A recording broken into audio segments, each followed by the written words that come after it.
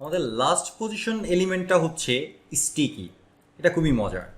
অনেক সময় কি হয়, আমরা স্ক্রোল করতে করতে কিছু দূর যাওয়ার পরে দেখা যায় যে উপর থেকে আরেকটা বার স্টিকি হয়ে গেছে, সব সময় থাকে। যেমন এই যে আমাদের এখানেও আছে সিএসএসেও, W3 স্কুলেও, এই যে দেখেন একটু কিছু দূর স্ক্রোল করার পরে এই অংশটা এখানে স্টিক হয়ে গেল, তাই না? তো এই যে ব্যাপারটা, এটাকে বলা হয় স্টিকি ন্যাপ বার। তো স্টিকি পজিশনটা সেম কাজটা করে থাকে।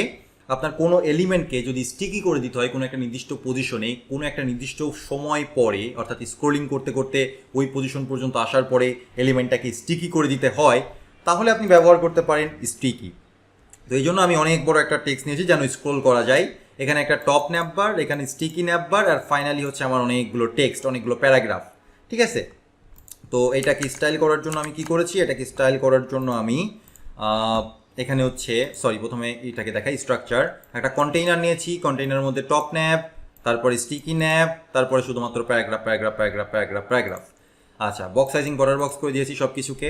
কন্টেইনার নিয়েছি, with 600 pixel, margin 20 pixel and auto. তারপরে প্যারাগ্রাফের কিছু ফন্ট ফ্যামিলি, লাইন হাইট এবং মার্জিন বটন দিয়েছি। তারপরে টপ ন্যাপ, উইথ দিয়েছি 100%, হাইট দিয়েছি 100%, ব্যাকগ্রাউন্ড কালার ব্ল্যাক এবং কালার মানে ফন্ট কালার হোয়াইট, যেটা আপনারা দেখতে পাচ্ছেন এখানে। অ্যান্ড ফাইনালি আমার স্টিকি ন্যাপের জন্য আমি যতটুকু কাজ করেছি সেটা হচ্ছে with 100%, background orange and padding 10। এবার আমার কাজ হচ্ছে স্ক্রোল করলে এই স্টিকি বারটা এখানে স্টপ হয়ে থাকবে। হ্যাঁ, তো আমি করি। তো পজিশন স্টিকি, দ্যাটস ইট। এবার স্ক্রোল করে দেখি তো, ও মা, হচ্ছে না তো। তাহলে কি হলো? আচ্ছা, সো পজিশন রিলেটেড যে কোনো পজিশন আইটেম নিয়ে কাজ করতে গেলে আমাদের কি বলে দিতে হয়?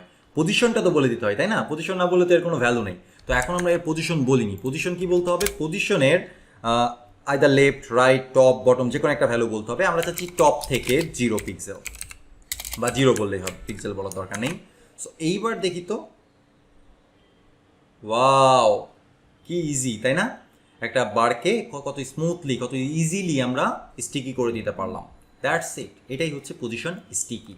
তো আপনারা এখন থেকে স্টিকি বার ইজিলি নিজেরাই তৈরি করতে পারবেন, তাই না?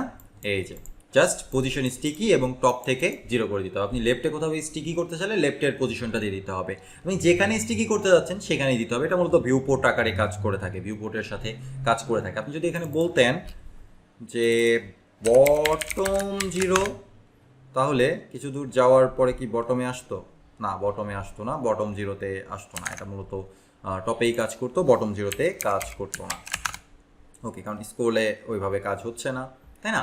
তো বটম করারও হয়তো নিয়ম আছে, যেটা আমি এখনও জানি না, যেটা আমাকে দেখতে হবে। বাট অ্যাজ ইউজুয়াল তো টপটাই লাগে, তাই না? ওকে, তাহলে পজিশনের কনসেপ্ট শেষ। আরেকটা টপিকস আছে এই সেকশনে, যেটা আমরা নেক্সট লেকচারে আলোচনা করব।